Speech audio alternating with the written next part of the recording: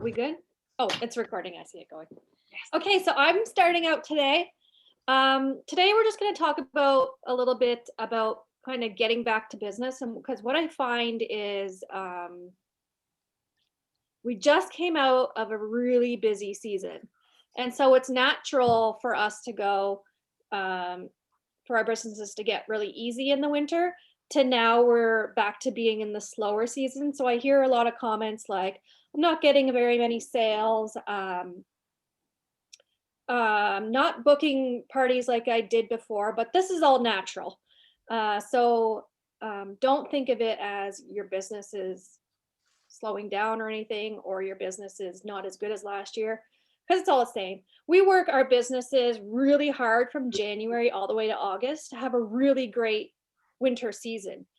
Winter is easy, and what's not easy is now. So we just kind of have to get back to business, back to doing our follow-ups, back to booking those parties. It is a little bit harder because people are not buying gifts for others, right? Most times what's happening now is people are buying it for themselves. So that's the difference kind of between winter season and spring season. And yeah, I took a little bit of a break. We were just on a huge high for months and months, and I got tired. And I know a lot of you got a little bit tired, and it was nice to have a break. But now we're in March, brand new catalog is launched and all that. So today we're just going to give you some tips of how to get back into business, maybe some things to work on and think about to get started again in the spring. Did you guys have anything to add to that? Nope. It's a nice intro. So something that I make sure that I focus on, and I know right now I have had lots of team members complain or just say that their sales isn't as good. They're not getting sales. And so I want you to think about everything that went well last year. Because last year you got lots of sales, lots of parties and all this stuff. So that's something that you want to look at now. You want to go back and look at that and begin your follow-up. So if you do not do your follow-ups in this type of business, you'll always be spinning your wheels and wondering how you're going to get your sales, because customers never come to you. It's you always go to the customer. So keep that in mind as you're building your business, is that they never come to us. 90%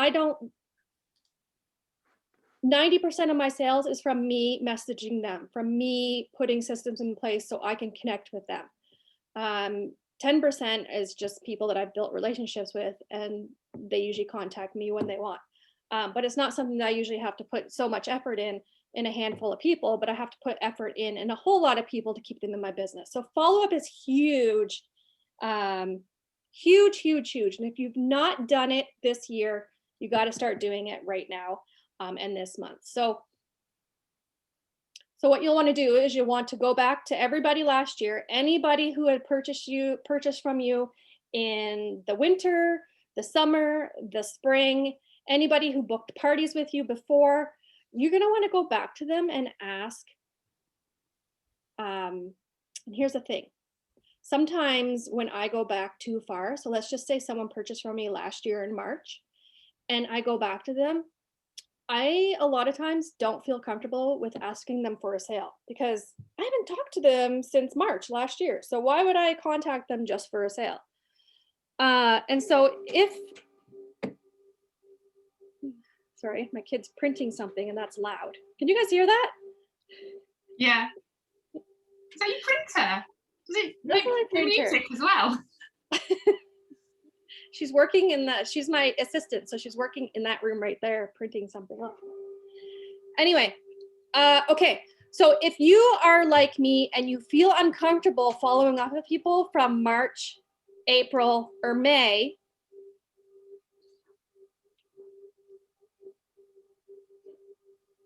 you know when people walk in your office, do you feel awkward and you don't want to talk anymore? Like, yeah. That's the way I am. I'm like, go away. Anyway, So if you're that type of person, like just like me, you feel awkward connecting with somebody, you always go back to them with, do you want a new catalog? So yes, you can go back all the way to the beginning of a year if you have not followed up with people between January and say August. If you feel awkward, then you're going to connect with them and see if they want a new catalog. People who have purchased from you in the fall even, or in the summer, then it's easier. Are you talking to me? What do you want? Hurry up. Okay. People, sorry, I'm like, my brain is not working today. Okay. So for those of you who have had customers come to you in the fall and winter, those are the easier people to connect with a sale. And that's instant sale right there. But you do have to go back and ask for that. Today, though, we kind of want this to be more of a discussion base. So I'm not going to do a training and then Lisa's going to do a training and then Tam's do a training. We want this to be more of a discussion base. So as we think of things, anybody can kind of pop in with ideas and stuff. But follow up is probably the biggest and most important thing that you can do in your business. And if you're not doing it, there's just no way to grow your customer base. There's no way to keep them in your business if you're not following up with them. They can easily purchase from you one time and go on to a new consultant. And that's the thing. Customers, consultant shop all the time. And you will not keep them in your business if you are not following up with them. They will just go on to the next person. They will go on to the next person, whoever has packaging that's better than you. If you can make their customer experience better, they will stick with you, but you still have to do that follow-up to get them back into your business, because they're never going to come to you to buy. It's always our own personal efforts connecting with them. Do you guys have anything to add to that? Yes, your Tupperware story. Oh, you want me to talk about my Tupperware story? Okay, so my Tupperware story. So years ago, I lived in northern Alberta, where it's very cold. So like at nighttime, it can get to like -60, -50. And every day I would have to drive my kids down the street, not very far. I mean, technically they could walk in snowsuits, but at -50, we just drive them and we just wait in the car at the bus stop. So everybody did that. So we'd all lined up. So this one lady sells Tupperware. And she knocked on my window one day and said, "Hey, do you want a Tupperware catalog?" I'm like, "Yeah, sure." Now I didn't have anything because I was, they always say don't get caught naked without Scentsy in public. And I didn't have anything to give back to her. But she did give me a catalog. Are you shaking your head at me? I tutted as well. But on my vehicle, my whole entire back portion of my vehicle had my name and phone number on it. Okay. She could not miss it whatsoever. So she knew I sold Scentsy 100% because it was all over my vehicle. And so she gave me her catalog. So what I did was I went home and I was very excited I got this catalog. And I just flipped through all the pages and I was circling everything I wanted. And it was winter time. So obviously I was getting paid more with Scentsy so I could afford more Tupperware.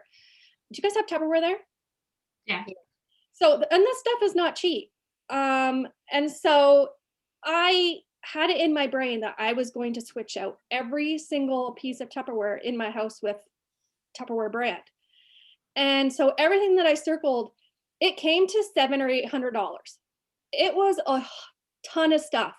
First of all, I had the money for it. I was excited for it. I wanted it, and I had it all ready to go. I even filled out the order form for it. And all she had to do was call me or come up to my window the next day, and she did not.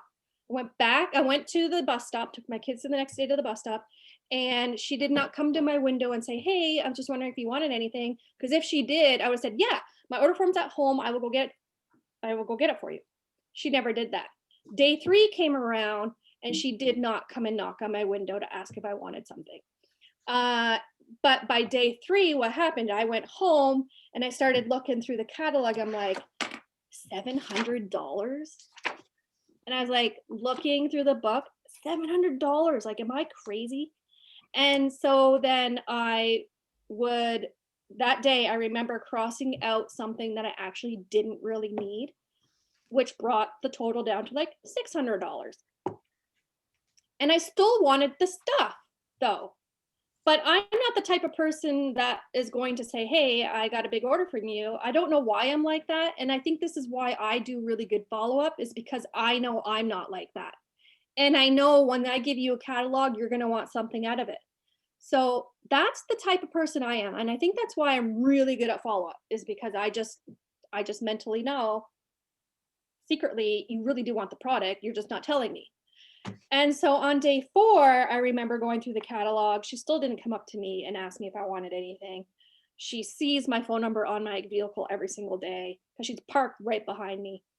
And on day 4, I crossed out more stuff. On day 5, I crossed out more stuff. And by the time day 6 or 7 came on, I actually ripped it up, no longer wanted it, and it was in the garbage. And so after that, I mean, that was, I don't know when that's had to have been when my kids were really little, probably 2012 or so that happened. And then after I threw that away, I was like, this is so weird. That lady just missed out on $700 or $800 worth of product orders. And why did that happen? And I actually sat there and dissected her business. I dissected her business of what she did wrong, because she would have had an $800 order if she had connected with me a day or two after. She would have had my full order at 2 days. On day 3, I would have been more hesitant of giving her the whole order. On day 4, there was even half gone. And on day 5, 6, or 7, I didn't want the stuff anymore. I had ripped it up, put it in the garbage. I didn't want it anymore. So I now teach people that if you're going to give catalogs to people, and you know yourself, anytime that you get a catalog, you're looking through it and you're circling things that you want. You know that's happening. We all do it. And then by the time a week comes, that catalog is now sitting in a drawer and you don't want the stuff anymore. So I have so many team members that say, yeah, I handed out catalogs last week. I'll probably connect with them, in about 2 weeks, maybe at the end of the month, to see if they wanted something before I place in my last order of the month. Don't do that to yourselves. Don't do that to your business. You cannot wait 30 days to then connect with somebody to see if they wanted something after you handed them a catalog. You cannot wait longer than 3 days. If you are waiting longer than 3 days, you are missing out on a huge opportunity for sales. And not just sales, everything that they wanted, they usually will order within their 3 days after they see the catalog. And so I always make it a habit that if I give a catalog, I'm connecting with, I try and do it no more than 2 days. Because then I'm just like, Carla, do you remember that lady? And I always have to remember after 3 days, I started crossing things out of the catalog. And so keep that in mind when you're handing things out, you have to connect with them within 2 days, because you're going to start missing out on a whole lot of sales if you just don't do your follow-up. I bought something from a company. I just bought one product from them. It was like some kind of supplement or something. It's when my dad was poorly and I was trying to get stuff to help him. And I got the product and it came in a brown jiffy bag. It did have a business card in there, but nothing was labelled. And I just chucked all the packaging in the bin. And I actually really liked the product, but I could not for the life of me remember what the lady's name was. Never. And I was going to get more. I really liked the product and I really wanted more. But she never contacted me to ask me how I was getting on with my order. And if she had, I would definitely 100% have bought more product from her. But because she never contacted me, I had no way of knowing. Nothing was labelled. Yes, there was a business card, but I threw it in the bin. Never ever. And I couldn't even tell you her name now. I remember being so impressed getting this product and thinking that's amazing, and then having no idea how to get in contact with her to order more stuff. It was just crazy, because she spoke to me a bit about the other product lines when I ordered this first product, but she never followed up with me and said, how did you find it? Did you want to try anything else or anything like that? It was just never had a word from her. She got my order, done. I think that's a really good reason as well why everything that leaves your house, and I think especially for new people, because I think there's a few new people watching tonight, is that everything needs to be labelled. I think every wax bar should have your details on it. Every hand cream has your details on it, a scent circle, put your details on it somewhere. Every sample, each sample should have your, because you don't know where those samples are going to hand up. So if you're new, like, make sure your name and your contact details, not just your name, because there could be another 3 consultants with the same name as you, but make sure they know how they can get in contact with you, even on their samples. So I always put my website on my samples, always. I had a lady join my team because of a sample. She said she saw me at an event one day, or I don't know, I don't even know if she bought anything when I was at the event, but she put a sample in her purse. And she said, she's like, every time I opened my purse for the whole last year, I could just smell it. Right. So it was all in her purse for an entire year. And then she did and she never bought anything from me. It was just in her purse. And then she ended up joining because of that sample. She pulled it out and was like, oh, her. And then, she connected with me and she joined. So yeah, because I've had a customer from someone. She said, oh, my dad, someone bought something from my dad, and then he gave me a sample, and there was no details on it. So I was just trying to find a consultant, and I tried to help her find a consultant who'd sold the products to her dad, because I thought, I don't want to take this consultant, but we had nothing, absolutely no idea who she was. She just knocked on his door, dropped his order off, and that was it. So if her details had been on that sample, she totally would have got like a really good customer out of that. I think as well, like with follow-up, the more you think about it being an issue and I don't like it, the worse it becomes harder to actually follow up with people the more you think about it being an issue. Like if it's just a natural conversation, it's just a natural lead on. And that's, I think, for anyone that's joining that's new, it's the same sort of thing, isn't it? Reaching out to people, it's the same thing. It's not, it doesn't need to be like awkward, and it shouldn't be. It should be like natural, shouldn't it? Well, yeah, and I think too, I've kind of gone with my business a different way than other people, and a lot of people are much more extroverted than me. So yeah, so when you contact people, maybe it's much more authentic to some people, but it's not to me. But for me personally, for me to become comfortable to actually do follow-ups with other people, I have to do a maintenance phone call first, or I have to do a maintenance follow-up, texting or whatever. And what do I mean by that? So I remember back in the day, I would drop off party orders with people, and the hostess wasn't actually delivering the stuff to the customers. Like I would go to events and be like, hey, where's my stuff from the party? I'm like, what are you talking about? I dropped it off at so-and-so's house on Monday, and here it's Saturday.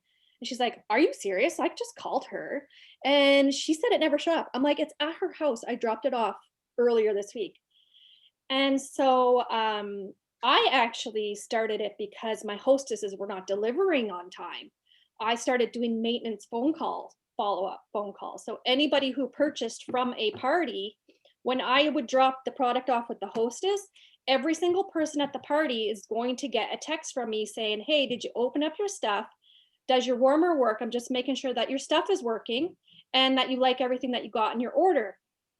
That leads into my follow-up later, because now you have connected with them, even though you've never actually talked to them or whatever before. That was my lead in for later. So I'll always try and keep that in place. And if you've not been doing that, it's such a really great thing to start doing, because they always message you back, because you're not asking for a sale. You're not asking for anything other than that they like their order and everything's working fine. They will contact you. They will answer your question because you're not asking for anything. There's nothing nicer than when you receive a service that someone checks in and makes sure you're happy. Like that is like the nicest feeling in the world, when someone contacts you and says, I just want to make sure that you're happy with your order. But I think you could even put it in at the time of the order. You could even say, what I'll do is I'll message you like a little bit of time after you've got your order. I just want to, I like to check in and check everything's okay with what you've got. You could even like let them know you're planning on doing that at the time of their order, just to, if it feels awkward for you. But actually asking them if they're happy with what they've got is that's a really good lead in. And then when you say that, you can say, okay, I'll contact you in a couple months to see if there's anything else that you want, or if you need refills. And so then they know what's going to happen, and you're not just, contacting them out of the blue. They know it's going to happen. Yeah. Or at that point, I'd get them into my customer group. Definitely. That's when I'd get them into my VIP group. You don't have a VIP group, do you? My daughter is so loud right Sorry. now. Like, what the heck? Take the whole bag out of my office. Here's your sample. Oh, let me see those. I didn't know how to print them, like on the like. Oh, back. look what she just made me. Ah, they're cute. Oh, Very apple tea soaked sample. Look at that. Thank you, Caitlin. Wow. Is it back? Oh, this is so great having an assistant. Is there a way to print it on the back, like just without? Because I just laminated it because I didn't know how to. How about you guys talk? I will mute myself. So Okay, so I wrote a few notes. This obviously we wanted you guys, like, if you're brand new or if you needed to give your business a kickstart, like, what is it you need to do? Okay, so tell me in the comments, who is excited about the products we sell? Who finds the products we sell exciting? Who loves them? Who uses them? Thank you. Yes. Everyone else drink out of kids' cups. Yay! Lots of people. Hell yes. Everyone is excited about the products. Of course they are. These are, look at that. They sell themselves. They absolutely do. So that's it. Okay. Excitement and passion. This is a quote I heard on a training and I loved it. Excitement and passion will get you to the base of the mountain, but skills and consistency will get you up it. I love that. I thought that's so true. Okay, because excitement and passion, your business runs on excitement and passion. Well, I know mine did, absolutely. And the majority of other people I know, not everyone's, but I know most people's, they run an excitement and passion until it gets hard. And when it gets hard, that's when you need the skills. And that's when I say it gets hard, I mean, maybe somebody said no, maybe orders are taking longer than normal, maybe somebody wasn't happy with their order, or your orders, your customers have stopped buying as much. That's when it gets hard, okay? So your skill, that's when your skills and your consistency and your commitment to your business is going to kick in, and that's what's going to get you through. So that's why you've got to, when you're feeling excited and passionate, that's when you've got to show up to training and be prepared to learn. That's when you've got to be committed from the off to show up and never stop learning, because that knowledge and all those things you learn, they're going to be what you need when it gets hard. And when you get to the base of that mountain, you've got to start using your skills to climb it, okay? So make the commitment to learn right at the beginning. And I've said this so many times, but it doesn't 100% make sense, but I think I knew what I was trying to say when I was writing it. But you did not buy a lottery ticket, okay? You did not buy a lottery ticket. And I think that is the massive confusion with the direct sales business. I say it all the time, but it's not a lottery ticket. It's not a winning lottery ticket. It's not a risk. It's not a gamble. It's a business. You bought a business. You bought way more than a lottery ticket. But for me, it's personally what you bought has got more opportunity than any other possibility I know. Okay, so anyone can buy a business, absolutely anyone. Anyone can sign up to Scentsy. Well, no, not everyone. Anyone can sign up to Scentsy if they wanted to, but it's what people do with it that sets them apart. So anyone can post a picture on Facebook and say, okay, I sell Scentsy now. Here's my link, have a look and buy anything there if you need it, okay? But you might get a few lucky hits. You might get a few people like go on your website and think, oh, that looks nice. Or they've maybe heard of it before. And, someone else might have done the work for you. And then they might go on and think, yeah, I'm going to buy that. And you might get a few lucky hits, a few PWS orders. But if you're here on this training, I'm guessing you guys want more than just a few lucky hits. I'm guessing if you're here on this training, you want to build a sustainable business. Something that's way much more than just a couple of PWS orders and just, so the odd little bit of luck. You want more than that. You want to buy yourself a car. I love that, Saskia. Okay, So first you need a goal. And for me, when I first started, my goal was, when I signed up, I wanted to be able to save up to take it was the year before my husband's 40th birthday. And I wanted to save up and take my husband away the following year. I wanted to be able to stash my Scentsy commission to one side, because our financial situation was, we were getting more and more into debt every single month. Literally every month we were getting more and more into debt. We were paying way more out than what we were getting in. So I thought, right, if I can stash a little bit of money aside, I can surprise him, because he'd never in a million years expect it, and I can surprise him with a trip. I was just thinking like a night away or something like that for his 40th birthday. So that's what I wanted to do. That was my goal when I initially joined. That was like what I really focused on and what I was really excited about. Because if you obviously making sure your goal is to fund your Scentsy addiction. So you need to find something else as well, okay? Like, we're all addicted to Scentsy, but find your goal to, your why is buying your new own house, being secure for you and your children, you will do it. You absolutely will, Claire. Your why is so important, because when your why is there and you know what it is you're working towards. I mean, it could just be like, it could be anything. Like, everyone's got different reasons for why. Mine was, I wanted to take my husband away. That was what I was really, really excited about. And then it just makes you more consistent, and it makes you more willing to try and more willing to show up and less likely to make excuses. In the end, I actually blew my own mind, because I earned the Caribbean cruise, but we took Anaheim instead, and we went to Vegas. That was like a dream come true, and that was thank you to Scentsy.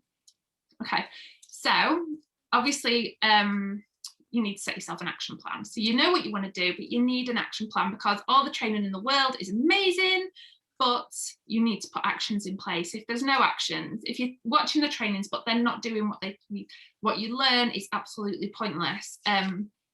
So okay, a question I want you to ask yourself is, why do you sell Scentsy? And I don't mean because you want to save up for a holiday or anything like that. I mean, what is it actually about Scentsy? Why do you sell Scentsy over any other product? Why do you choose to sell Scentsy because instead of another direct sales business? Or what is it about Scentsy? Answer me if anyone's got a few answers in the comments. Quality, beautiful products, beautiful because it's safe for my children. It's different. Something I know and love. It smells amazing and lasts. Try to be all right. Yeah, that's it. Okay, so let me ask you now. Do your audience, the audience you talk to, so on your social media, for me it's social media, that's how I get in touch with my audience. Do your social, if you looked at your audience now, would they know why you sold Scentsy? Would they actually know why you choose Scentsy over anything else? And I'm hoping the answer will be yes, but it's yes. That's a good point. Yeah. Yeah. Do they know why, right? Because being honest, perhaps no. I mean, there's, you tried to post your warmers. There's no, obviously I don't want you to think, oh, I'm doing it wrong or anything like that. That's not what this is about. But write down the reason you sell Scentsy in your phone or in your notebooks. Like, I use my note section all the time. Write down, what is it about Scentsy that you like? Why do you choose Scentsy? Why do you choose Scentsy over everything else? And then start getting that point over and over and over again. And I don't mean a post okay, so I love Scentsy because, I mean, let people actually completely feel why you love Scentsy, and let them, because the whole, a loyal customer base is built from a customer base that knows, likes and trusts you. And if they know why you sell Scentsy, and they know why it's so this is why you choose it, they will be far more likely to be drawn to you and come to you over and over and over again. And that, yeah, so that is the absolute perfect example. You're a new consultant and have been raving about it since you first started. When I first chose Scentsy, it was because I absolutely loved the products. It's because I had other home fragrance products used to give me a headache, and I found Scentsy and I fell in love with it. And then I went in with the whole safe alternatives candle. That was my why I chose Scentsy. And I absolutely very quickly fell head over heels in love with the company. Okay, so what do the majority of you guys use to get orders? Is it customer groups, referrals, borrow bags, sample packs? What do you guys, for me, it's my customer group. That's where the majority of my customers, VIP group. That's like, I know not everybody has one, so I'm just intrigued. I've never had a customer group, and I still don't to this day. And look where you are. That's it. There's just no right. Everyone can do it however they want to do it.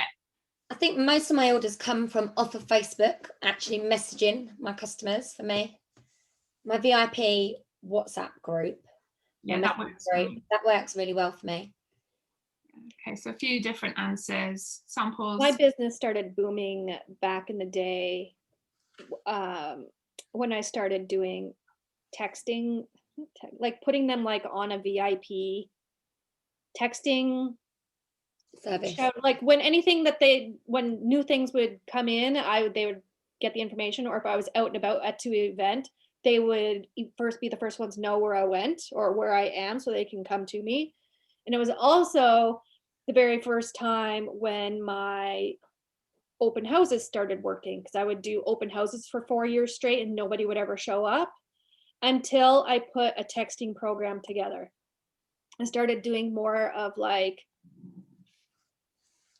I don't know, when we started having that texting relationship, it was businessy though.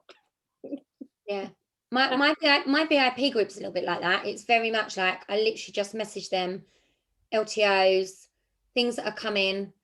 Obviously, if I want them to have parties, it's very much like, it's not conversational, if that makes sense. That's separate. It's very much one-to-one. Yeah. So I actually have a couple of team members that have messaged me lately, or I've messaged them lately because they said that they're having a difficult time with sales. And so I usually reach out to them and say, where are you doing your sales? Like, where are these sales coming from? And a lot of times they are only working in their VIP groups. If you're only working in one spot to get your sales, you do have to make sure that you have that second spot to get those new customers. Because if you're constantly just working on your customer VIP group, these are customers you've already had, they've already ordered from you before. It may be easy or hard to get orders from them. It just depends on how you're connecting with them and how often you're posting in there. Is the page dead? But if you are looking for new customers, you're not going to get that from your current VIP group. So you have to make sure that you are advertising outside of that to be able to gain new customers to get inside of that VIP group. So that's important. And I find a lot of team members who are having difficult time with sales are continuing to try and get sales from their current customers, whereas you think you should be thinking about, how do I get new customers? So that you should be focused on getting new customers to get them in to your VIP. Does that make sense? Yeah. That's my goal of mine every month. But I always think it's worth looking at your platform and looking at whether you are coming across as salesy. So we all say like share, don't sell. It's really like, I find what works for me is when I'm in a really inspired mood, like I've watched some trainings or and I want to put some content together, I will schedule some posts, I'll write some posts in my notes. But then what I've started doing now as well is when the weather's good and I've got good daylight, I'll take loads of photos of different products, because if you post a flyer and then post something that you have created yourself and look at the difference in how many people that reaches, it will be so many more people. You copy and paste a post that's been widely used by other consultants, and then you write one yourself that uses like exciting like exclamation marks and emojis and stuff like that, and then look at the difference in reach. Like, so when you've got, like, maybe you've had your hair done or you got some makeup on, spend some time just literally walking around your house, taking a load of selfies, tidy a corner up in your house and just take loads of product photos. It doesn't have to be anything, but just bank a load of content, get a load of content in the bank, and it will make such a difference for the days where you aren't feeling, you know, the day when you're at the bottom of the mountain and you need to climb up, you've got the stuff there ready to go. But yeah, I think the difference with coming across sharing, not selling, it's all like, you will always sell products that you love the most. What I personally do, like anything that I love, so I sell more of anything, and that's because I share that more than anything. And obviously my passion for those particular products, like Luna is a massive one for me. I sell loads of that. Clothesline Scentsy Fresh, I'll share loads of that.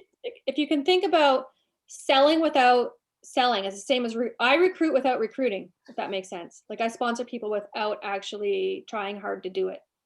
Is that even like, you'll sell something if you take a picture of it on your desk rather than posting a flyer with it saying 54 pounds on it. You know what I mean? Like, you'll sell it if you can show how it'd be in someone else's space. Those ones do better. Even if you didn't take the picture, I find pictures all the time everywhere. So, you know, those ones do way, way better. You just sell it.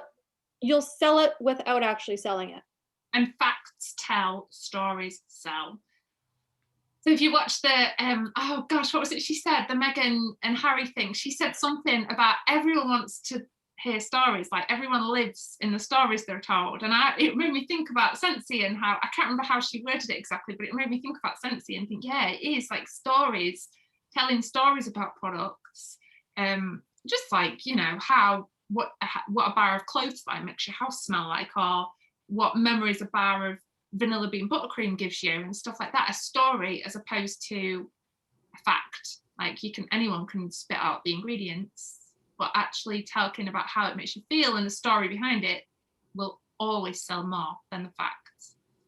I always do that with, like, especially the first couple of waxes that I got in my starter kit. They literally take me back. I can remember my first 2 weeks selling Scentsy through opening that kit. Vanilla bean buttercream, pink haze, and shimmer were the 3 bars that come in my kit, because obviously it was, I think, 3 bars then I think we got in the kit I got. Yeah, I got 3. And I remember those bars, and I remember mixing one evening shimmer and pink haze, but just because I didn't really know about the whole take all your wax out, put your wax in, and I mixed it all together, and all of my friends come round, and I remember the girls saying, I cooked them all dinner, and they said to me, Lise, those bars remind us of you. It literally takes us, and they tag me in posts saying, I'm warming shimmer today. It reminds me when we first come around to your house. And I've had sales off the back of that because of the story sort of attached to it, if you like.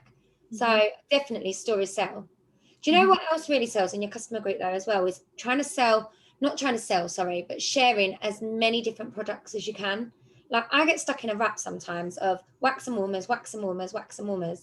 And I was saying to the girls earlier, like, I've sold diffusers in the last month because I've advertised diffusers. I've gone live with a diffuser, talked about how it works. And I know not everybody will have them, but you can still create posts, you can still create stories, you can still go live and talk about the products, show pictures of the products. And oils and diffusers are a $1 billion business. Massive. Like, the other companies that sell them are doing huge amount of sales, but yet there's a lot of Scentsy consultants that never promote our oils. You know how great our oils are? Yeah. And the price point is so good. So, I mean, you'll sell what you share. And if you're not showing the diffusers and oils, how are you going to sell them? But like, oil and diffuser, $1 billion business that we have not even touched the surface of that at all.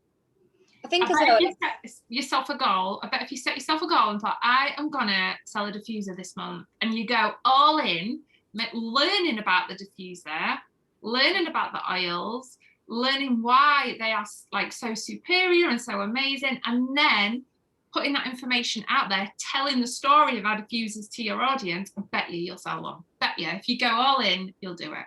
I think it's mindset. I think some people just look at the price and go, I can't sell that. And this was something else that really made me think about when I was a new consultant. And I hear it quite a lot from maybe more seasoned consultants that are getting stuck in a rut, is when they go, no, my customers aren't interested in that. And it's like, well, hold on, how do you know? How you're assuming that everybody in your customer group or everyone in your VIP group or every member of friends and family that are on your personal Facebook, for example, are not interested in our diffusers. Yeah, I think they're one of the posts that whenever I post pictures of them, they get the most interaction. Like, people are interested in them. It's just sparking up those conversations and actually saying to yourself, right, I can sell a diffuser. I can sell a diffuser. Yeah. Well, and you got to think about it too. We're the only company that has a warranty with it. Yeah. There's no other company that has a lifetime warranty. It's limited lifetime, which means there's a fee, but it's a lifetime at that. So you could have our diffuser for 20 years. You pay so much, you get a brand new one if it breaks for the lifetime that anybody's a consultant, or as long as this company goes, like, we are the only company that offers lifetime warranty on diffusers. Sarah says she doesn't have one and people think she's been false. Well, so if a product's been launched in America and it's coming to launch here, I will go and I will look at all the reviews, like the Scentsoft. I posted in Carla's group and asked them. That's my favorite item. I asked them, I said, can I get some reviews on the Scentsoft from consultants? I used the information from other people and I collated that. And I was honest. I said, I don't have this myself, but I am really, really desperately want one. And this is what I've heard about them from other consultants. This is the reviews from other consultants. If you're in my team page, there's a full, I've done a training on the diffusers in the units. I don't know if I've put it on YouTube or not. But there is obviously the workstation's got an absolute abundance of training as well. If you type in the product and FAQ, you can find all that kind of stuff, as Lisa's just said. But the information is all there, and just ask other consultants for reviews in your product training guide. Yeah, definitely. That is like a Bible for me. I create my post with this sometimes. Like, if I need like Scentsy Go, for example, how many times I see people go, how tall is it? How long does it last for? It's actually in here. It tells you. All you got to do is take that information, learn it, and then show your passion behind it. Go live, regurgitate it to your customers, and you will sell them. You will sell them. Just take a screenshot of it all and put it in your phone, because it's all they're available digitally as well, for you to get and learn all about the products. Like, knowledge is power, as they say, but you don't have to know everything. You do not have to know everything. Like, you can fly and not know all the products, for sure. Like, I've known people get to direct me and say, well, I've never even really looked at this before. I've never really looked at the fan products before. I've never sold one of them. What's the buddies? The buddy. Blanky buddies, the buddy clip. They're called the Scentsy Friends. I've never sold a Scentsy Friend. Never sold one. It just goes to show, like, it's just everyone's got a product but I don't advertise them. So that's. Well, I'll be honest, they're abolished from my house because they starred in one of Lily's nightmares. So she had a really bad nightmare, and like, she wouldn't have them in the house. Sarah's just said that is so true. She said, because you've got 3 boys, Lisa, and that is probably part of it as well. Like, I don't, Yeah, absolutely. Yeah. But I had them all. I thought they were ace. And then Lily was like, they were in my nightmare and they were attacking me. So they've gone. So friends are all in the garage at the moment. Oh dear. I think, well, someone asked about the diffusers. Like, make it a goal, like, to get yourself 2 half-price items and bag yourself 1 half price. Or make it a goal to build up a party with enough credit on that you can treat yourself to one. I absolutely love my Ascend diffuser. I know, sorry, Tam, just to rub it in. But my Ascend diffuser is like my pride and joy up there. I absolutely love it. And I've got another one in the house as well. The Shine, I think I've got in there. And like, I love them, but I didn't pay for them. They come with like building up credits, and make that part of your goal. If you're like, right, I'm going to get enough credit so I can get one of those, and then I'm going to go live about them once a week. Don't they say that you've got to advertise a product at least 6 times, I think, or you've got to see something 6 to 7 times before you go, I'm going to buy that. And I think that's so true. The amount of times I've put in my basket And then I come back to it. And then I go, oh, I get that email that says you've still got something in your basket. And I think, oh God, I should check out that. And it takes me a few times. Sometimes I might see the sponsored ad on Facebook like 10 times before I go, oh God, I'm going to actually buy that. So it's the same with your customers. Not everyone's going to buy it first time round, but if you're not advertising it regularly, you won't sell it. Mm-hmm. And I've had consultants, I've had customers be sitting in my group for like since I started 3 years, and then they purchase it like that. Yeah, I have every time I've gone to events, I have a lot of people that come up to my table because I'll have like a diffuser going, and they just keep saying, I've been looking at these for 2 years now. I've been looking at these. They really want one. It's just they haven't gotten to the point where they just want to plunk the money down. People are looking and they want them. And it's a matter of how many times do they have to see it until they purchase it. That's what it is. Mm-hmm. And you know what?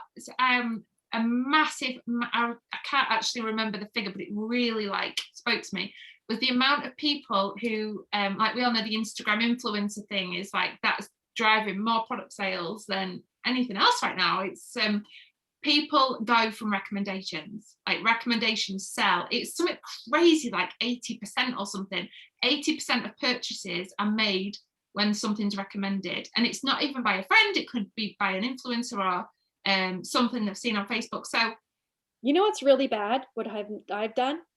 You know, people are getting into the habit of saying, "Can you post your last pictures of what you posted, what you purchased from Amazon?" You know how bad that sucks me freaking in?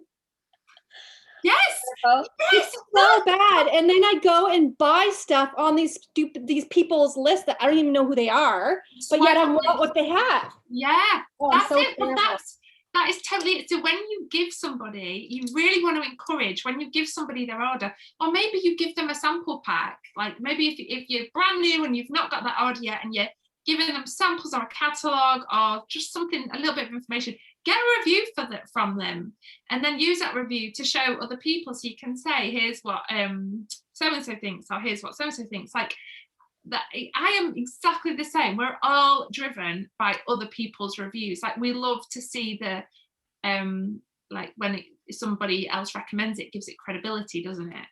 Do you know what as well? I've started doing this more recently. Is even if I've had a customer today, she texted me about vanilla waves, and she actually put, hello, where's this scent been like my whole life? I absolutely love it. And she was like, it reminds me of Disney. There's something it reminds her of in Disney. And so she actually texted that to me, and she's not on Facebook, but I will screenshot that, just cut it down so it's just got her message and the picture that she sent me. And I will then post that in my customer group, post that on your Instagram stories, post that anywhere, and be like, look at this review, because it creates that herd mentality, exactly like Carla just said. That's why I ended up buying a Peloton. I didn't even know one existed until I started seeing all these people that have bought them, and I was like, I need that. And I bought it. I don't get me wrong, good investment. And I bought it too. We bought it the same day. I think I rang you, I texted you, I was like, I think we need to buy this, and you were like, should we do it? And we went, yeah, let's do it. And that was it. We both just well, here's the thing. No, I was kind of looking at the Peloton for about a month or two prior to that, but it wasn't until then you said, let's do it, and I said, okay, let's do it. So it was peer pressure a little bit. And you tried someone who also wanted it really bad, and I bought it. And now you love it. Just saying. I love it too, actually. I really like it. Yeah, me too. And I do. I absolutely love it. But it's the same sort of thing. You see, I like, even as consultants, you see something that everyone's talking about, and yet then all of a sudden everyone buys it because we're all talking about it. And that's the same. If you can get your customers talking about our products, talking about what they love, sharing with their friends what they love, they're doing your job for you. And that's how you've got to think about it. When you buy something, what makes you buy that? Whether it's not Scentsy, when it's something not Scentsy, what makes you buy that? And then apply that to your Scentsy business. FOMO. It's FOMO. It's exactly. Well, I think this time last year, everyone had FOMO for toilet roll, didn't they? It was like everybody was crazy. That was a necessity, Tam. That was a necessity. Yeah, but people were buying more than they needed because that's what everybody was doing. They were buying like excessive amounts. I remember Mike coming home with a 16 pack and going to him, God, we should have just bought a 4-pack. Like, everyone's going to think that we're like buying excessively. It's like, at least we always buy a big pack of toilet. Yeah, you're a house of like 5 I'm people. really guilty about it. That's it. Yeah. Oh. I tell you one thing I've written. So that I think is really important. Don't try and do everything or you'll accomplish nothing. I think that goes with any point in your business, even now, like where me, Carla and Lisa are at now. If you try and do everything, you'll accomplish nothing. So pick 3 to 5 things to focus on, and focus on them, if you can, at least 4 times a week, and give them like laser focus for at least 4 times a week if you can, and do it for the next 3 months and watch the results, because it might be like social media content, like you really want to work on getting your content up there, relationships with customers and finding new people. That is absolutely crucial, because remember, we're in a network marketing business, so absolutely have to network. You have to network. Online parties, borrow bag sampling, whatever it is, because consistency beats talent every single time. Every time, consistency will beat talent. Consistent people are very rare, very, very rare, which is why, but you can choose to be consistent, but which is why not everybody succeeds, because not everybody will be consistent. It's so rare. I think for me, I am super consistent. Me too. And I have healthy habits in my business, but I am zero creative. I don't have a VIP group like this. My daughter just made me this. See this? I look really cute.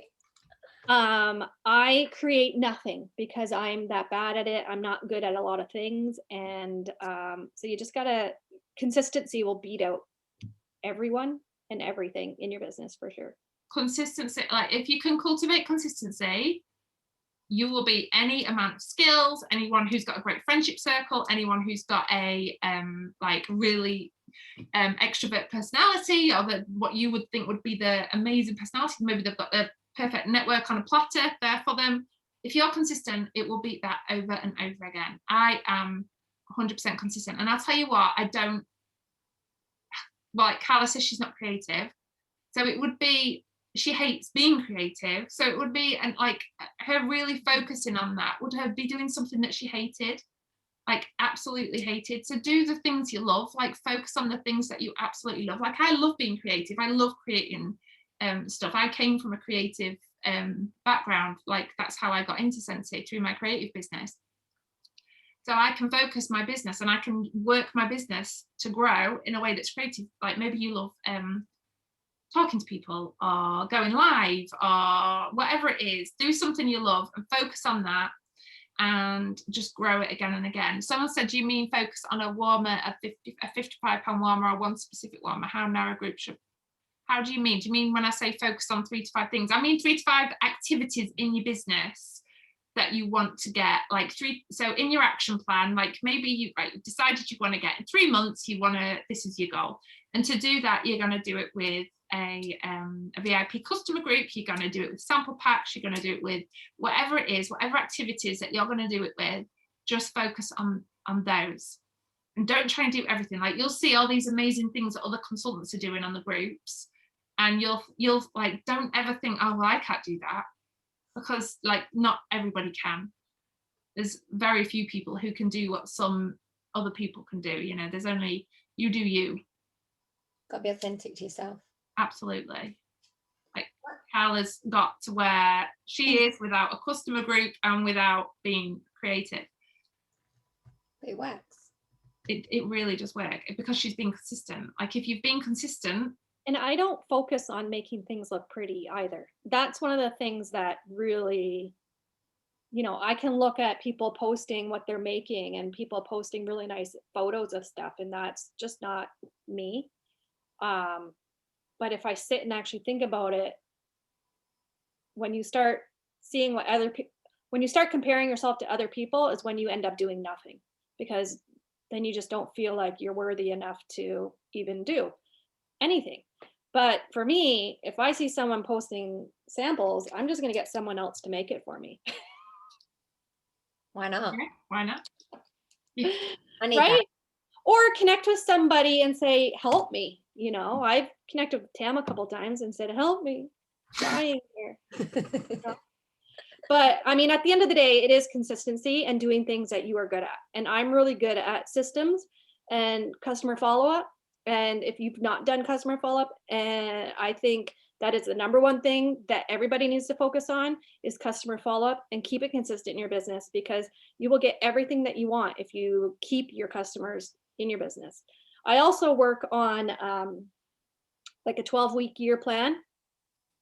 And so Tam is kind of saying, take 5 things and do those really, really well. And I absolutely agree with that, because that's exactly kind of what I do. So like on my calendar over here, I have 4 months, like January to March, April to June, July to September, October to December. So when I get close to those months, then I'm going to put in what I'm going to focus on for those 3 months of the year. And yeah, so that's what I focus on. I just take 3 months and focus on a few things that I want to do really, really, really well, or create in my business, and do those. So I don't have all this stuff. Like, I want to do a lot of things, and I can have a big list this big, but I'm not going to accomplish any of them if I don't chop them up to where they need to be in my year. They need to be more. And I think something that I've always tried to do as well is surpass, like do better than expected. So whatever the expectation is, like from my customers, and from my team, I always try and do more than the average. Like, I give everything 100% in my business. And that makes you stand out above other consultants, because obviously you want your customers to see you and only you, and you are going to stand out by 100% giving it everything you've got and doing more than what they expect, giving them going that extra mile for your customers. The amount of times like people come like, sorry to bother you and stuff like that, but they're not like, don't ever, I always make really clear that that's what I'm here for. Like, I'm here to give them a great service. Mm-hmm. Yeah. One of the things I wrote down to talk about is your list of 100, that famous list of 100 when you first join. So if you've never made one, I recommend doing it, because when I actually sit down and print mine off always from Workstation, because I'm really good at putting in everybody's names who ordered into my Workstation. So I go and print it. I go and print that list, and then I highlight them. I look at my list of 100, and I look at, you know, who's not bought from me for a while, who has bought from me a while. And I know when we were discussing this earlier, and everybody works it slightly different. So sometimes I use that list of 100 to keep me reminding me of the customers that I've had in the past, maybe customers that haven't bought from me for a while, to tick off that list as joiners, for example. I normally break mine into prospective hosts, prospective joiners, and then your diehard customers, those ones that it doesn't matter how many times you ask them, they're never going to join your team. And I have my list of 100 literally split into 3 columns. And that will determine what type of conversations I'm having with them. And it doesn't actually matter. I know some people will be like, but I just don't know 100 people. And when I first started Scentsy, I literally straight away, it was all about my friends. It was all about my family. That was my starting point. And, you know, that wasn't a huge number. I just wrote those people down, and they were my starting point to start chatting to and talking to. And gradually they would refer somebody, or they would refer a friend, or if I hosted a party, those 8 people that come to that party would then all be added onto my list of 100. And I made sure that I had some way of contacting them so that I could follow up with them and I could check in with their order, exactly like Carla was talking about. It didn't have to be, and you gradually build on that. You build on that list. So whether you might have just started, for example, and your list of 100 is only 20 people, 20 people is a brilliant number to start with. If it's only 10, you know, you start with 10 and you network. You go and find ways to build that business, to build that number. And you keep going back to that list of 100 all the time. I think it's so important to have in some way, shape or form in your business, whether, as I say, I have mine printed. And I literally go back to it and I split them into their 3 columns, and everybody's in a list. And sometimes people get moved from a list. They unexpectedly join or say yes, or, you know, then turn into that party host. So I think that's really, really important. So if you have only just joined, write down all your people, write down all the people that you know, all their hairdressers that you know, all of the beauticians that you know, I'm trying to think of the list. There's a really good list in, what's the book I'm thinking of, where there's like a really detailed list. Mary, There's one in someone. the network. There's one in here. Like Mary, yeah. Yes, Mary the Christian. list in there is so comprehensive. I was going through it thinking, oh my God, it literally set light bulbs off with me, thinking, I haven't even thought about that person. Like, I don't know, the people that work in the dentist, for example. I know there's 3 ladies that work in my dentist, and every time I go in, unlike some dentists, their receptionists there are really lovely. And I was like, next time I go in, I'm going to make sure I take them all a sample pack in and have a conversation with them about Scentsy, which is completely out of my comfort zone to do, especially right now. I'm not going to lie, I'll talk to anybody, but I don't know why. That gives me like a little bit of anxiety, but I want to do it. It's something that's on my list to do. So growing your list of 100, I was telling the girls earlier, I'm in a Cocker Spaniels page for my dog that's actually asleep against my door. He looks so cute right now. He's literally got his head up against the door, and that's got loads of people in it. And now and again, you know, I post pictures in there and I talk about the dog in there. And sometimes people will add me as a friend on Facebook, and they've started, because I post on my personal Facebook, as well as my customer group, as well as my Instagram, as well as in my VIP group. I post everywhere. So I'm literally everywhere. They know, and they can see that I sell Scentsy, and they might be intrigued, and they put me a message and say, oh, what's this thing that you do? Oh, do you want to be added to my customer group? And there's different ways. So you've got to be getting out there, networking, like growing your list of 100 all the time. Just because it's called a list of 100 doesn't mean it's got to be 100 people. So please don't think, I haven't got 100 friends, so I'm not doing that. Well, yeah, and you also have to think of your list of 100 a little bit different. Every time I, get a newer consultant to create their list of 100, they're always very hesitant in doing that, because then they think that I'm going to want them to now contact every single person on their list of 100, even though they probably they haven't talked to them in 6, 7, 8, 9, a year, 2 years.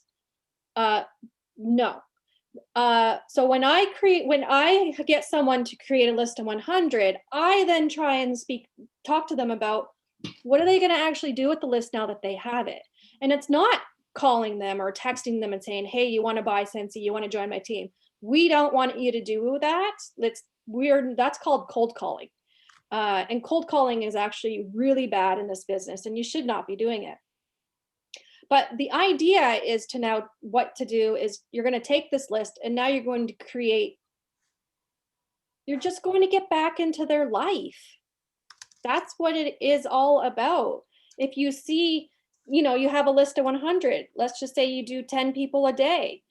You're going to look at your list. You're going to find 10 people on your list. Say you work mostly on Facebook.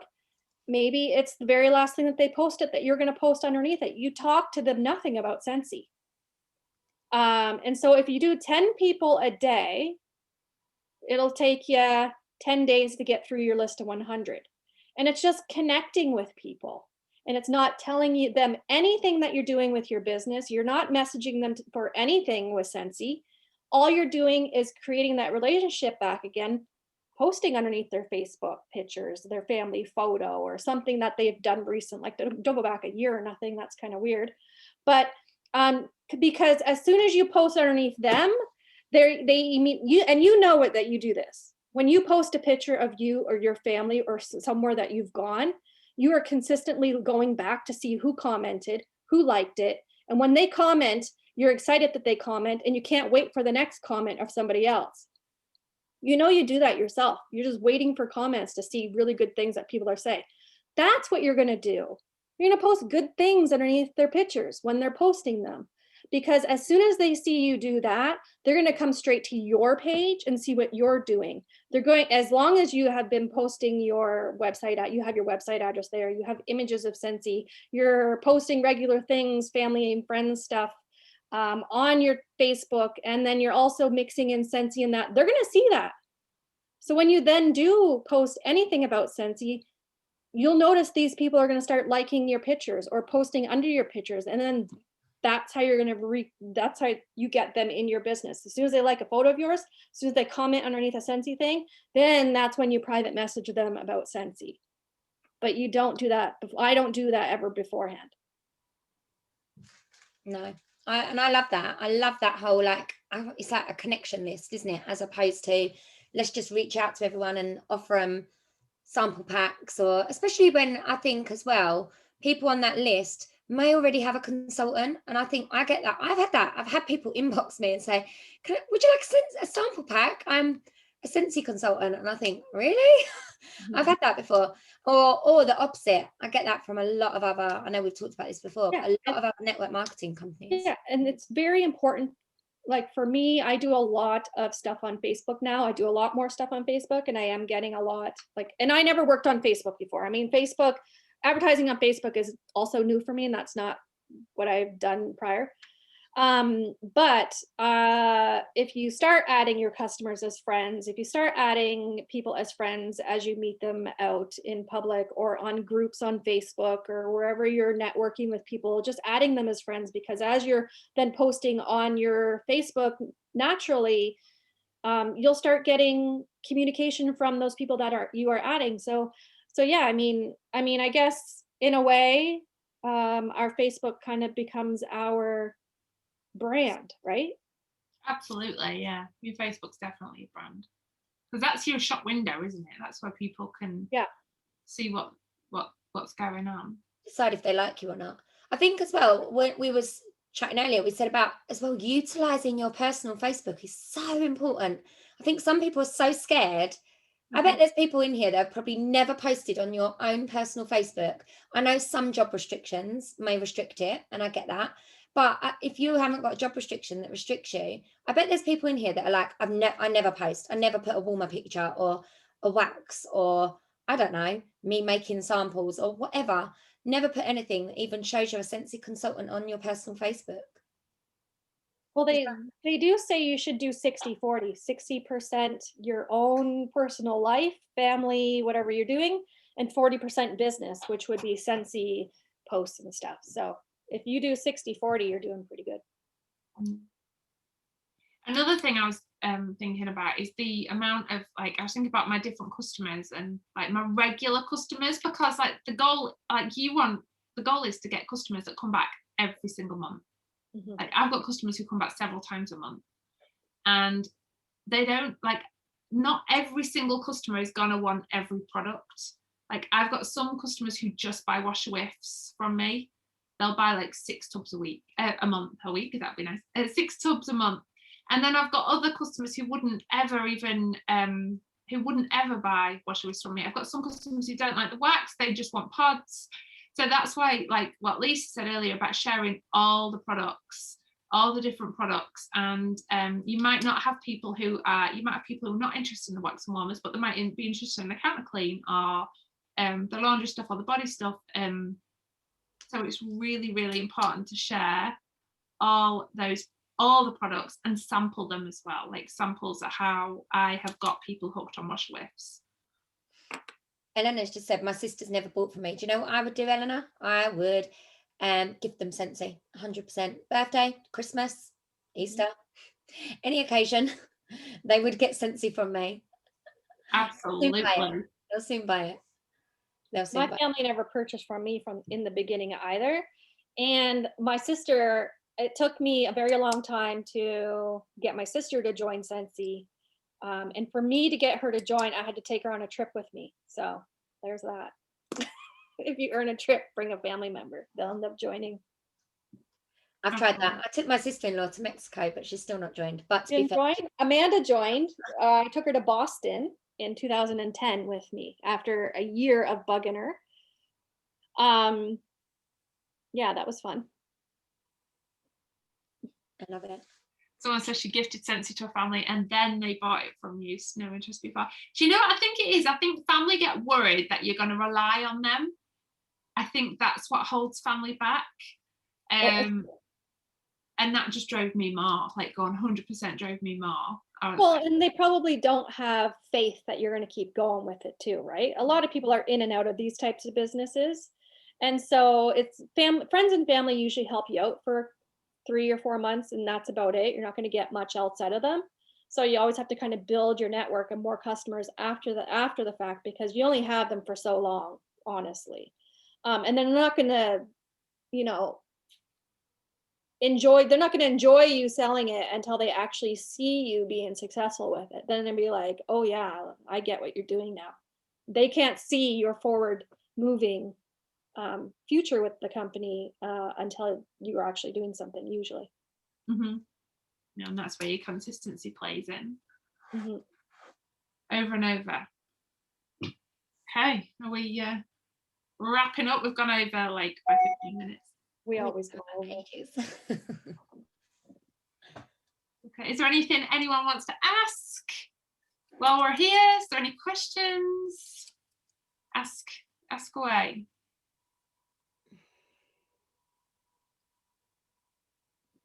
I'm just reading back, seeing if there's any.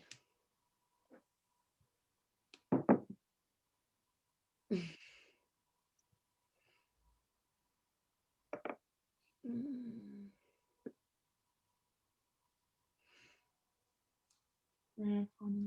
think we're good.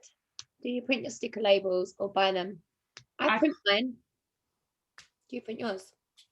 Yeah, I print on mine. You can actually, if you haven't got a printer though, you can buy some really cheap stickers off eBay. Yeah. With your name and your phone number on. Like you can get the like 1,000 for about £2 or £2.99 or something, or however much that is in CADs. I think someone asked, if I do one thing tonight, what should it be? If I was I love that question. Someone asked that. What? Someone asked that. Oh, I love that question. If I do one thing tonight, what should it be? For me, I would say get your follow-up ready. Go back through all your customers in 2020 and all your hostesses. Get that ready to do follow-up. You know what? When I do coaching calls with my leaders, the very first thing I get them to do is follow up. And if they don't follow up by the next phone call, I don't have another phone call with them. It's a requirement when they. I love that. Requirement. And not only follow up with like customers, but if you've sent any samples out or anything like that, make sure, like obviously Carla, the lady had literally just given the Tupperware lady who lost out on that crazy order. Like I literally want to get her and be like, you idiot. She literally gave Carla a catalogue. So whatever you've got, utilize your kit, get it out there. That's definitely a great tip. Just get utilizing your kit. Yeah, there's, I mean, if you're on my team page, there's a tutorial on how to make stickers. If you're on Carla's, I know Lisa's probably got one on. If you're on Carla's, I can add my tutorial in Carla's team page. What is the best thing to do as a newbie? I have done the list of 100, but what else? Launch yourself. I think like look at actually doing like a launch party. That's what I'd recommend. I know you can't actually party right now, but get online and do a party. Be brave, rip that plaster off and actually think, right, how am I going to launch myself? I would do like an online party. And I think I get asked that all the time, like, how do you get people to host a party? Host one yourself first. With the intention to get 2 people to do a party after. You have to ask people though. You have to ask people, like, just asking them. That is the key to pretty much everything. Like once you've got that relationship with them, ask them. I mean, you're asking them to host a party, like especially online, it's so simple. All they need to do is add a group and just add up to 8 people in, like make it easy for them, and they can get some free and half price Scentsy. So it's win-win. You've asked and they just don't reply even after follow up. It's important to build your relationship up with people too. If you don't have a relationship, most likely people will not reply back. So if you've not had any type of conversations about anything else before, or you're not connecting with them on their own Facebook pages or however else you connect with people, if you're not doing that and if you're just asking for parties, most likely you're not going to get much replies. So you do have to keep the relationship part is really where it is in this business. You will get more people wanting to do parties and wanting to help you out and stuff if you've been interested in them, not interested in them hosting parties for you. if you're actually interested in them and their life and their family. Maybe just say to them, do you know anyone else who would be, I mean, obviously you don't want to be spammy and hounding them if they're blanking you, but maybe saying, do you know anyone else who'd be interested in adding that in, and just saying, I'd be really grateful. I put out a post saying, I can't remember who I got the idea from, I think it might be Heidi, and said, I've got a confession to make, I'm absolutely terrified of doing parties, I would love to get some practice in. Would anyone be willing to host one for me to give me a bit of practice? This was like a couple of years ago. To give me a bit of practice. I just totally took the whole pressure part out of it. This was actually a home party, and one of my friends, like one of my really good friends, and hosted a party for me. She ended up joining too, and she's now a star consultant. And I just did it that way. That really, really worked for me, because I'm not great with I didn't want to put these amazing parties out there when I knew that my confidence wasn't great with parties, so I didn't want them to think that it was going to be like, I kind of let them know that I'm new to this and I'm not promising you anything amazing, but this is what I would love to do. I'd love the practice, because people love to help you. And they're just starting month 2, and I've got a customer who's just placed a second order for another minimum. She said it's a shame that you can't bundle and save the fans like you can the one that's going to ask her if she fancies doing the party. Yeah, that's a good idea. Yeah, good idea. Zoe's asked about the list of 100 that I said on the workstation. I use my contacts section on the workstation. If you click on that, if you save everyone's names in, you'll have a list of all your customers, especially if they ever register for like clearance sales or flash sales or anything like that, or if they've ever bought through your website. If not, there is also a blank list of 100 sheet on the workstation, which actually gives you tips of like what sort of people to add to your, it's like a, what do you call it, like an electronic, like an E100. If you search list of 100, it comes up on the workstation. I think there's a video and like a PDF thing that you can fill out as well. Someone else has asked, have we got any books that you'd recommend? Yeah, the compound the compound effect, over and over and over again. This is all about consistency, and it will literally, I cannot tell you, but since I've read it, I'm not anywhere near as overwhelmed anymore. I was gonna, Claire, so I bought that book. When I read a book, Tam doesn't like it, but if Tam reads a book, I don't like it. So I didn't really enjoy that book. I would recommend Eat That Frog if you have my brain. So this is like with the 12-week year. When you explained the 12-week year, I was like, so Carla explained the 12-week year to me, and I was like, I don't get it. And then I read a book. I was like, I just don't get it. I don't understand what you're trying to say to me. And then I read a book called Don't Read This Book, and it was written for creative minds, and it was basically the same. And I was like, Carla, I get what you were trying to tell me now. I get that book, because it was the same book, not the same book, but the same concept, as in stop trying to do everything and just like how to like funnel all those things that are going on in your brain if you've got a creative mind like me. And how to funnel them, and when you've got like, I want to do this and I want to do this and I want to do this, and how to funnel them into like what you're actually going to do, because into activity is just amazing. And definitely my other huge one is if you're a newer consultant and you've never read these books before, all of Mary Christensen's books are awesome. The green one's really good. Network marketing superstar, be a recruiting superstar, and be a network marketing leader. She signed one of these. I got one of these from her. Actually, she signed it. Name dropping. What's the green one called? The green one's really good, isn't it? And then there's also Sarah Robbins. That's brilliant, that is. Rock Your Network Marketing Business. So these ones are pretty much, if you read these, you'll see a lot of Scentsy things that we do in our business in all these books. Oh, I've got that. This is an easy read and a quick read, honest. And I think this is a really good read for if you're starting out as well. It literally has, I think, all the network marketing basics. His YouTube's pretty good as well, though. Eric Worre, is that how you say his name? Eric Worre? Eric Worre, yeah. The green Mary Christensen one's amazing. And these are this guy. Ray Higdon. I've got those. Yeah, they're good. They are good. They're fantastic. I'm trying to think what else I got. I've got this. It's a lot of reading already. It's actually really dirty, this book. Oh really? What do you mean? Like No, like I mean, like the cover of that is filth. But the life-changing magic of not giving a F. That's good. How to stop spending time doing things that you don't want to do. It's really good if you're like a yes person and you say yes to everybody. You need to read this because it'll make you like actually start to think about, do I need to do that? Or actually, no, I need to be a little bit more selfish for myself. It teaches you to say no. I definitely was a yes person for quite a while. This one right here, I love this one too.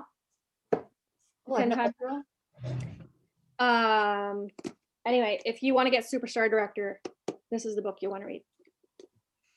Oh, I love it. It just makes you want to do more. That's, you know. See, I found that with this book, but this book made me stop doing stuff that wasn't contributing to what I wanted to do. And do you know what? It talks about relationships as well, like your relationships with your family and prioritizing. I just loved it. I absolutely loved that book. And one thing that I would, my finishing tip is, okay, we'll all finish on a sip. Mine is... Stacey asking, what was that book? This one? The 10 times rule? We've shown about 20 books, haven't we? Grant Cardone. He has a lot of good books, actually, Grant does. Still list. If you want to succeed, don't take advice from people who haven't succeeded. If you want advice on being an electrician, who do you take advice from? You don't take it from a hairdresser, do you? You take it from what did I say? Electrician. You take it from an electrician or a plumber. If you want to be a plumber, who do you take advice from? So watch what people do who've done well and who are consistently growing. Watch people who are consistent always. Is that your Rejecting my other job, I'm so scared to do so. But I know it will change my Scentsy business. Indeed, revolutionize it. Absolutely. Okay, what? You know what I think my top tip is, my leaving you top tip is keep learning, never stop learning, but most importantly, learn it, take action.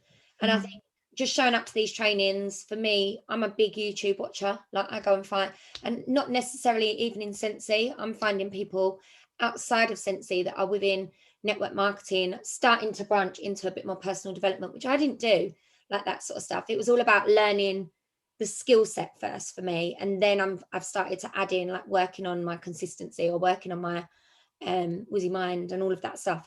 But for me, it's like go and do the trainings, go and literally work out what you don't think you're very good at. So if partying is something you really struggle with, go and Google how to do Scentsy parties. Like there is so much free information out there. You just need to watch it and then be like, right, I'm now going to go and do it. Don't just like watch it all, do all the training, write all the notes, and then do nothing with it. Because you can choose your mentor. You can literally choose your mentor with YouTube and all the resources that are there. You can have the best mentor in the world at your fingertips by using YouTube and all the free resources. Yeah. And I would say my tip would be you need to have some sort of business hours. And during those business hours, you need to do income producing activities. So if you say work from 9 o'clock at night till 11 o'clock at night, then you work 9 o'clock to 11 o'clock, however many days a week is possible. But during that time, you need to make sure that you're not flicking on Facebook, because that's considered non-income producing activities. So if you are creating yourself business hours, even just could be an hour a day, 5 days a week, during that hour, it has to be business or income producing activities, because that is what is going to get you further in the business than anything. Being consistent, that 1 hour every single day that you're working, or whatever time that you have decided to work. But not all, also to that point too, though, make sure that whoever your significant other is, husband, wife, or whoever you're living with, that they know what your business hours are. It's very important to talk as a family so that they know what your business hours are and you are agree upon that. I remember when I was married and I didn't really have business hours. I just kind of worked whenever I wanted and it was all the time. But it got to a point where I actually had to set business hours. And I said, okay, I'm going to work from here to here. And it was an agreed upon agreement. And he knew when I was working and when I was not working. And so if you get to that point where your significant other is always like, you're always working, you know, you can't even get in the car and get off your phone or go to a restaurant and eat without you working. If you come together, figure out the business hours that you are going to work. And he just watches the kids. It's like free babysitting service for 2 hours, right? Yeah. Make it work. Yeah. Yeah. Have that agreed upon time that you're going to work and have it, make it a consistent business hours is very important. I always think. Yeah. Wow. I feel like we've covered loads tonight.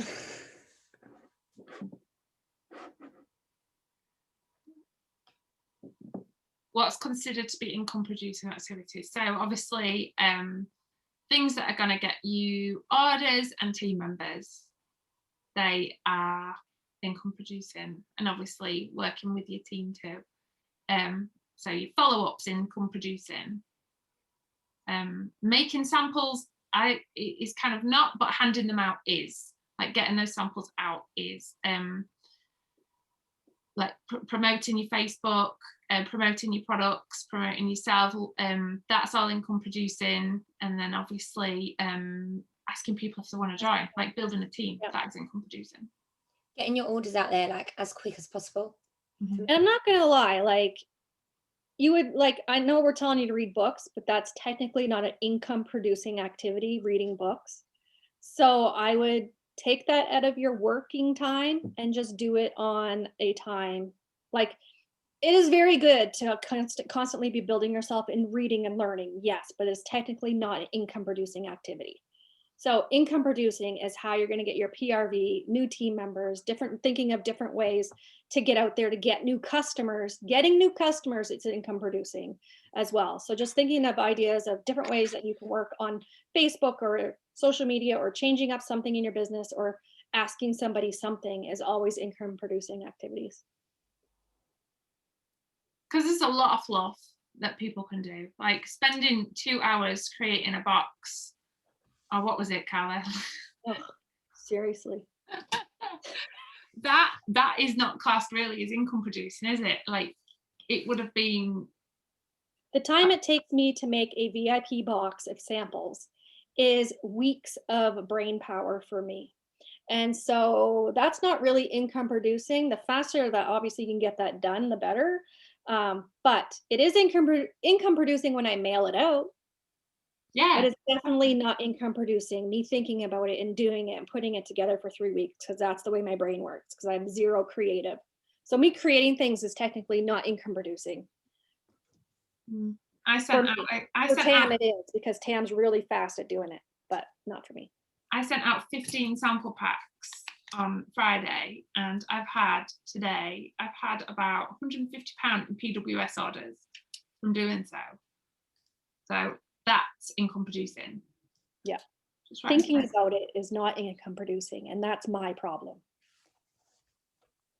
Yeah, that's it. So, that's the thing. If it takes you too long, and if it takes too long, it's not worth it. Yeah. Your time. But the self-development, I cannot stress enough how important it is. It's absolutely crucial, in my opinion, because there's obviously going to become hard times in your business.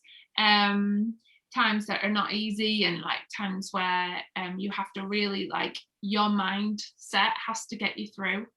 That is where your mindset and your self-development is going to come in, and that's going to make you push yourself and push out your boundaries. We were going to finish about 10 minutes ago, 20 minutes ago. We should be done. I'll end the recording. If people want to stay on, that's fine. I'm so sorry. How do I do that? Oh yeah, stop. We could sit here and chat all night.